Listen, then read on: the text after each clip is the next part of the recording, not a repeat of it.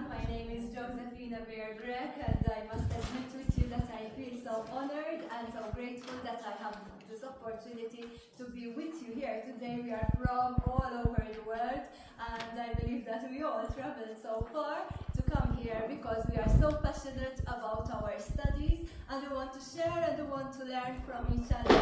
So I would like to thank the organizers for their hard work in organizing this conference and giving us this opportunity. So thank you very much to the organizers. And my work is about the well-being in post-secondary schools in Malta.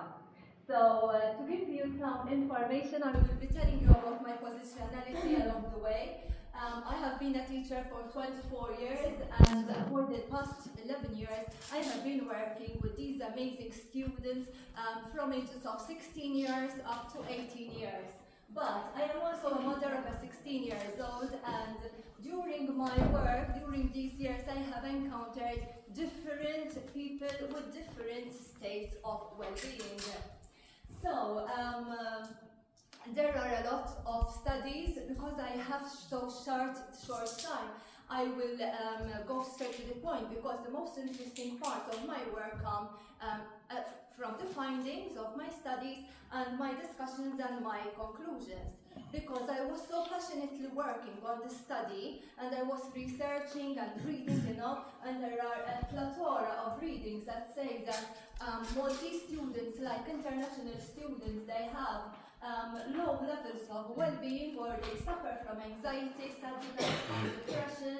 There was a recent study this year that says that a significant number of students who study medicine and pharmacy, they have wanted to commit suicide, and I wanted to carry out this study to foster greater well-being.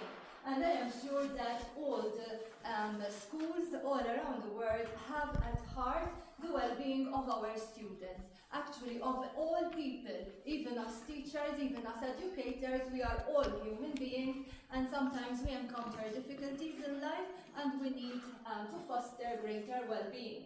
But as we all know, we are all researchers here, and we do a lot of readings and critical analysis when we read. We know that it's not just enough to sit around the table, the senior leadership team of the school, and trying to brainstorm the best ideas to come up with important policies or important initiatives to do in our schools. If we are working for our students, the most valued protagonist of the study should be the students themselves. I can't say, yes, once upon a time I was a student and I know what they feel. I can't say I have been teaching for 24 years and I know what is best for my students. So I wanted to do a qualitative analysis study to investigate from their experiences, to know what they feel and what they would want to propose for higher well-being at our school. But I found a gap, because there is a lot of information about the compulsory schooling in Malta. Compulsory schooling is up till the age of 16, and then there is the tertiary education from 18 and above. So we are in between. We are from 16 to 18.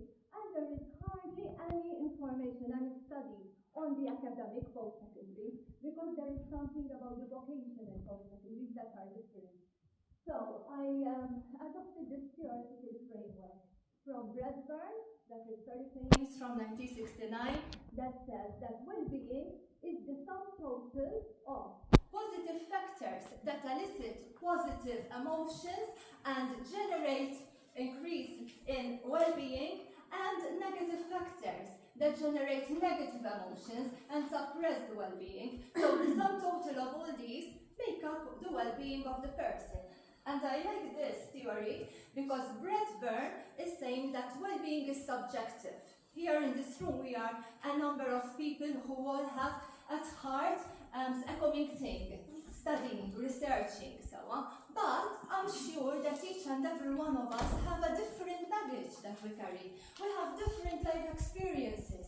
And it is the same thing for students. in the school where I teach is a very big school. We have around 1,000 students, and they come from all parts of Malta. Let me tell you that Malta is a very tiny island of 27 kilometers, but they come from different socio-economic backgrounds. So, the research questions for my study. What do Maltese post-secondary students understand by the term well-being? We find a lot of definitions in World Health Organization and also other sources. But what do our students really believe?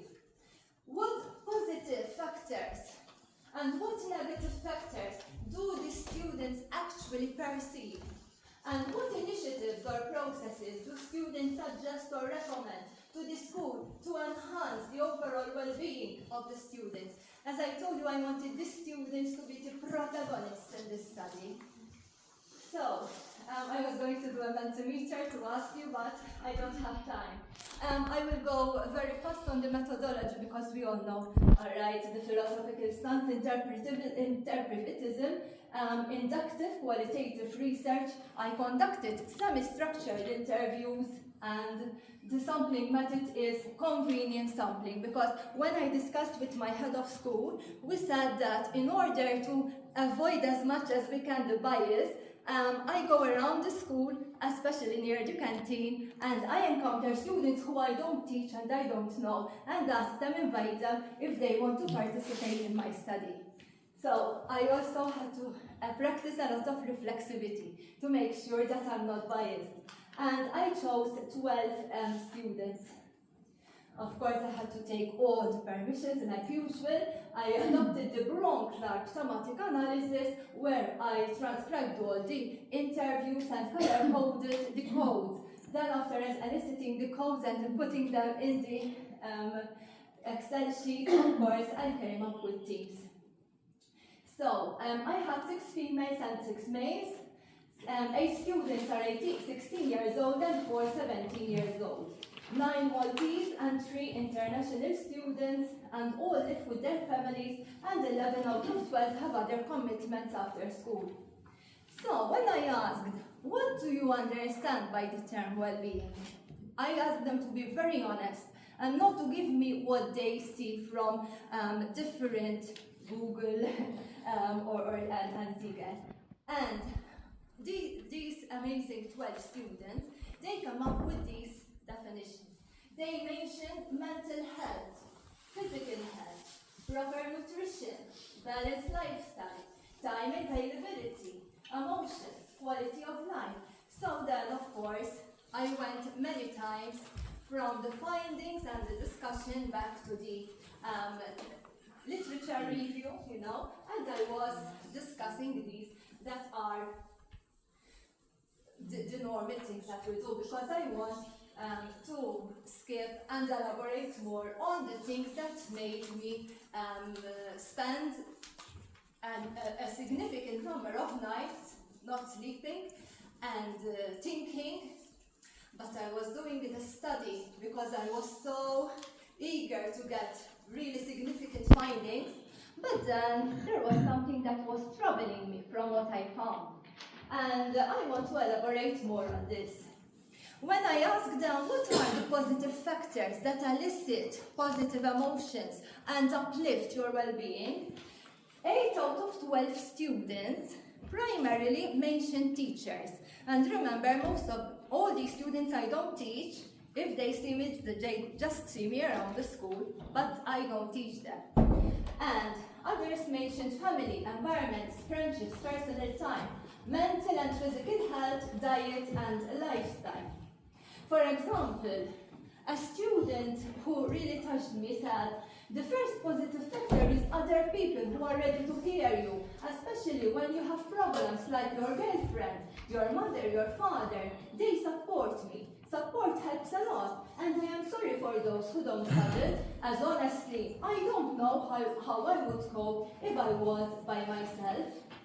But then there were other comments that said, some of the teachers are really caring and helpful, and they generate positive emotions that raise our well-being.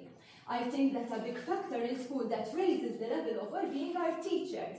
There are certain teachers that you can tell that they really try their best to raise our morale and motivate us to study and help us never to give up in studies, although they acknowledge that it's hard. And of course, they aligned with what I found in the literature review. So far, it was okay.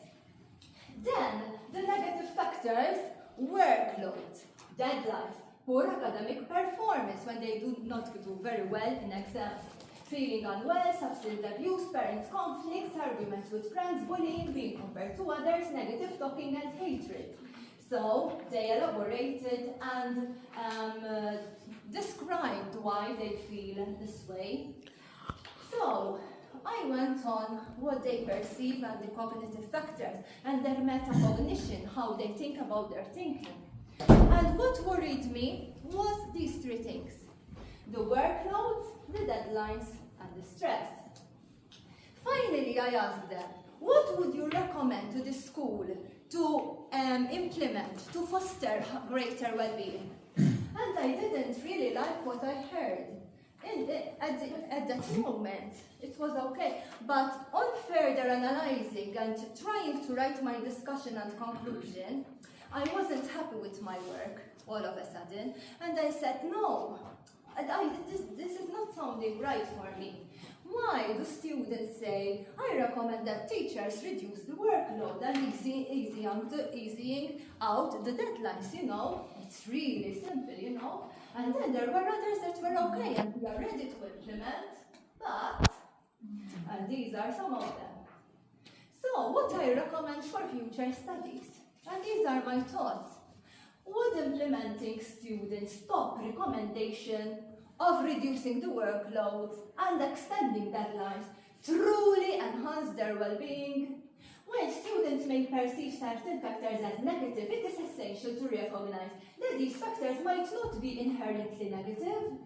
Can the school leverage some of these recommendations by offering training sessions to help students reframe their perception of these factors such as workloads and deadlines? Because the more we advance in our careers or in our studies, the more the workloads and deadlines are going to increase.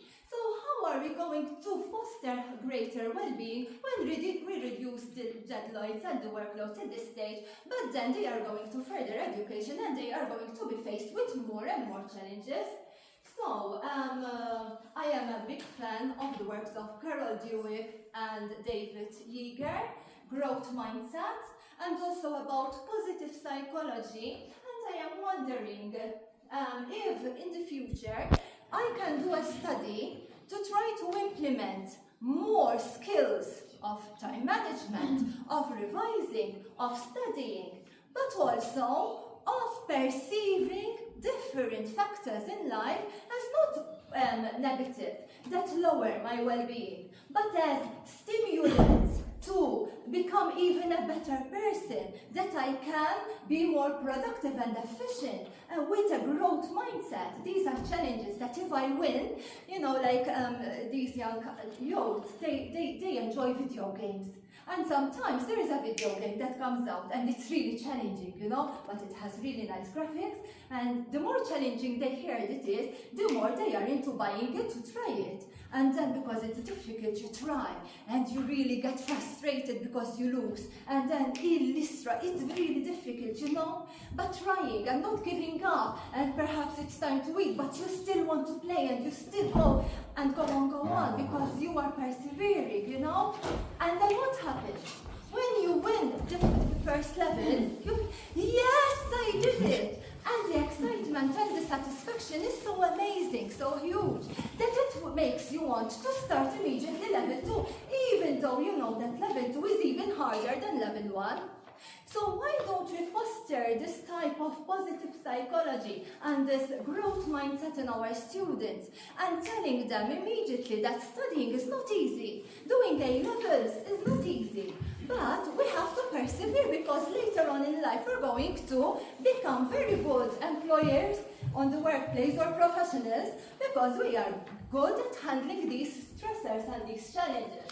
So these are my recommendations for further studies.